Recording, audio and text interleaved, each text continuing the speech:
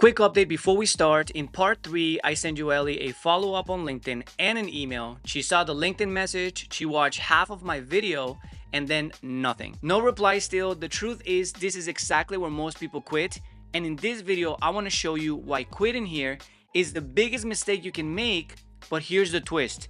The answer isn't to follow up harder. The answer is something most web experts completely miss. Let me show you. Real quick, if you're new here, my name is Alejandro, founder of webconsulting.com, where we help web experts build a business that gives them joy, energy, and profit. If you want to learn more about what I do, check out webconsulting.com. The link is in the description below. Now, if you missed the earlier videos, let me catch you up so this makes sense. This is a part 4 of a series where I'm showing you in real time how I land a web consulting client from scratch. No theory, no edited highlight reel, the actual raw process. And in part 1, I found a real local business whose website could do a little bit better. And I reached out by leading with value instead of pitching. And in part 2, I followed up after she accepted my LinkedIn. She finally opened my video, watched 55% of it. In part 3, I showed you my whole follow-up philosophy. And now we're here in part 4, where she's seen my messages and she still hasn't replied, which is actually perfect because it lets me teach you the thing that almost nobody understands about why deals don't close. If you want the full story, I'll link parts 1 through 3 below, but you can follow along just fine from here. And before I go further, I want to say something. I'm actually glad she hasn't responded. And I know that sounds backwards because look, it would have been a way better hook to say I closed a cold client in a day. That video probably would have gotten 10 times the views. People eat that up, but it would be setting the wrong expectation because that's not how this actually works. Everybody on social media shows you the highlight reel. They make it look easy, send one message, close one deal, and then buy a Lamborghini. And that is not real life. And I'm not going to insult you with it. My goal here isn't to build hype, it's to actually show you what that actually looks like. The silence, the waiting, the follow-up nobody wants to do. And I believe business can be simple. I really do. But simple doesn't mean easy. And those are two different things. And anybody telling you it's easy is selling you something. Her not responding, that is a gift. That's the part that makes this real. So let's get into it. Now, let's be real about what's happening right now. I've sent Joelle a Loom video, a LinkedIn message, a follow up. She's seen some of it and she hasn't replied. And if you're like most people right now, you're starting to feel a certain way. You feel needy, you feel desperate, you feel like you're bugging her. Like you're that guy who can't take a hint. Now, that feeling right there, that is that line in the sand. That is that exact moment where 99% of web experts give up. They tell themselves stories like, she's not interested, I don't want to be annoying, I'll just leave it alone. And then they go back to waiting, hoping for the referral fairy to hook them up one more time. Now, here's what I want you to understand. That uncomfortable feeling, yes, is real, but you're reading it completely wrong. It's not telling you to stop. It's telling you something else entirely. And once I explain what it's actually telling you, you will never feel desperate in following up again. Now, here's an uncomfortable truth nobody tells you. The reason why following up with one prospect feels desperate isn't because you followed up too many times. It's because that one person is the only person that you're following up with. Let me say this again. Is because that one person is the only person you are following up with. Think about it. When one prospect is in your entire pipeline, every single message carries way too much weight. If she says no, you've got nothing. So every follow up feels heavy. It feels like begging because deep down, you need this one to work. And that is not following up. That's called clinging. That's called desperation. And a client can feel it. Desperation has a smell. And when you need the deal too badly, it leaks into your messages, your tone, your energy, and people pull away from it. So the problem was never following up. The problem is that empty pipeline behind your follow-up. Now, let me give you a picture right now. This pipeline looks like a garden with one seed in it. One, Joelle is planted, and the temptation is to stand over that one little spot in the dirt, watching it, waiting for it to grow, panicking every day it doesn't. That's not a garden. That's not a harvest. You can't eat off of one seed. And here is something that I want to be straight with you guys. This whole series, I've gone only after one person, Joelle, one seed. And I did that intentionally because I couldn't sit here and tell you, don't put all your eggs in one basket. That's easy to say. You've probably heard it. But the whole point of this series is to show you, not just tell you. So I let the pipeline come down to one seed on purpose so you could see the pitfall instead of hearing me lecture about it.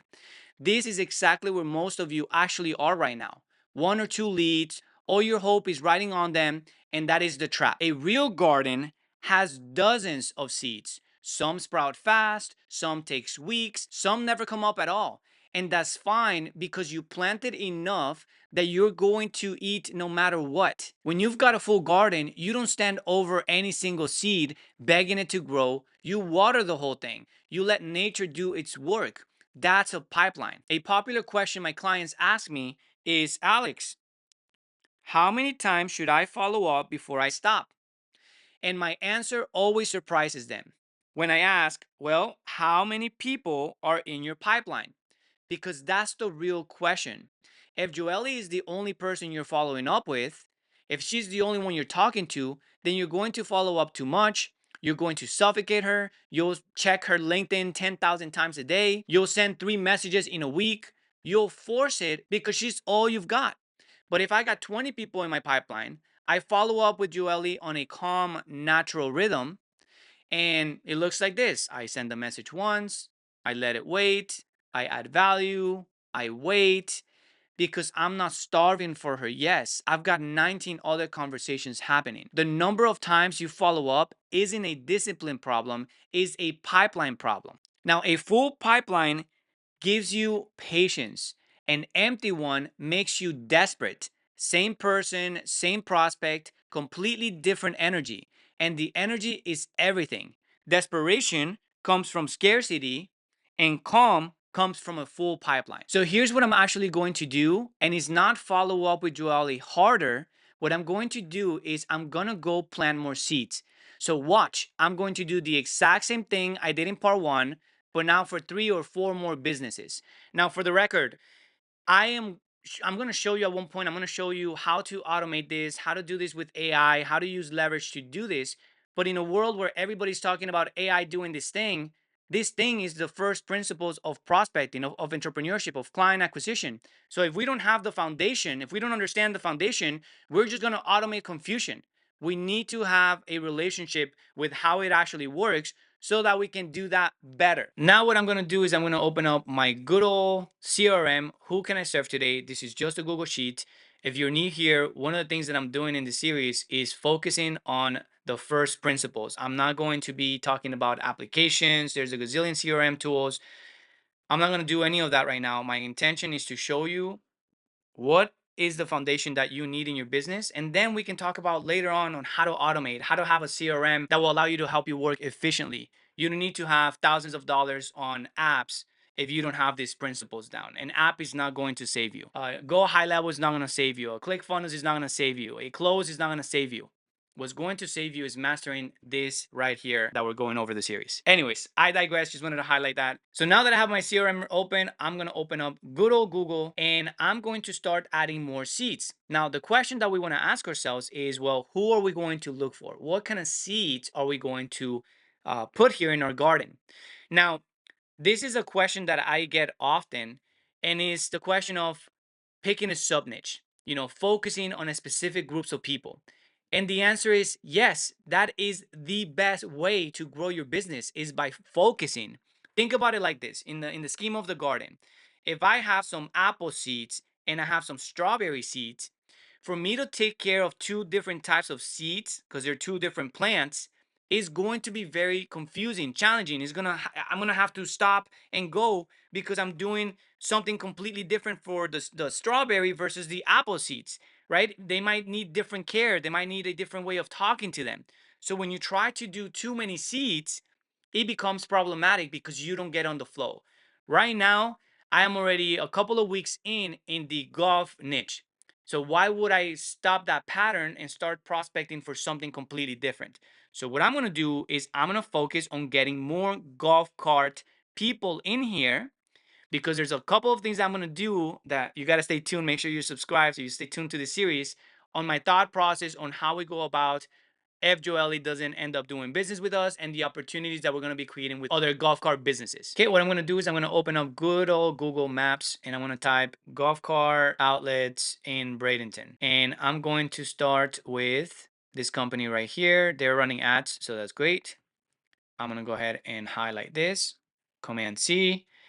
And I'm just going to start copying, copy, and I can go to the next one here. And what I'm using is an application called Flycut. So again, I can easily go ahead and just copy one thing at a time, and then I will paste it at the same time. So check this out. So I just did 2, right? And after you copy, pretty much copy, and copy, you can just very simply with Flycut, you can just paste, and that's how I'm able to very quickly, and then here's the phone number, I can very quickly paste all of my leads. So right now I have officially 10 leads inside of my Who Can I Serve Today. Now, something that I want you to notice that all we did was we grab the name of the business, we grab their website, we grab their phone number, but we didn't spend time getting the names of those people. And what I'm going to do is I'm going to show you how to properly curate your leads. But I like the whole getting into a flow of just get your leads, do that in bulk. So you got all of your leads. And then in a second session, you can go out and start, one lead at a time, where you can then investigate who is the owner. Look, right now, I already found out who is the owner. And very simply, with a couple of seconds, I already have the name. I can go on LinkedIn. If you want to watch this process, go watch the first video. I show you exactly how to get people's emails, phone numbers. And again, I'm going to show you how to do this with AI in the future, but I am not moving away from the principles until I show you the whole process of it. And then we're going to have some fun automating things and leveraging AI. Now, look what just happened. My pipeline went from 1 person to 10. And here's the magic. Joelle just got less important, not because I care about her less, because she's no longer my only shot. Now, when I follow up with her, it comes from a calm place, no desperation, no clinging, just a professional staying in touch, leading with value, because I've got a whole garden growing behind her. Here's what I want you to take from this video. The reason you're not closing deals isn't that you're bad at sales, is that you're betting everything onto few people. When you only have 1 or 2 prospects, you put all of your hope into them, you follow up too hard, you scare them off, and then when it doesn't work, you've got nothing left. The fix isn't to chase harder. The fix is to plant more. A full pipeline does 2 things. 1, it gives you patience to follow up calmly. And 2, it gives you the security to walk away from bad fits without panicking. So if your follow-up feels desperate, that's the signal you don't have a follow-up problem, you have a pipeline problem. Now go plant more seeds. So that's where we are. Joelle is still in the pipeline, and I'll keep following up on a natural rhythm, leading with value. But now she's 1 of 10, not the only one. And in the next video, if she still hasn't replied, I'm picking up the phone and calling her live. And then if I have to, I'm showing up to her shop in person. The ladder doesn't stop. But the lesson today is the one that almost nobody gets. Stop betting your business on one yes. Build the garden. If you're getting value from this series, smash the thumbs up, make sure to subscribe so more web experts can find it. Comment if you have any questions, and remember, I upload weekly for web designers, web developers, and agency owners who want to grow a lean, profitable consulting business by selling their expertise and not their labor. Thanks for watching, create a great day, and I'll see you in the next one. Bye-bye, everyone.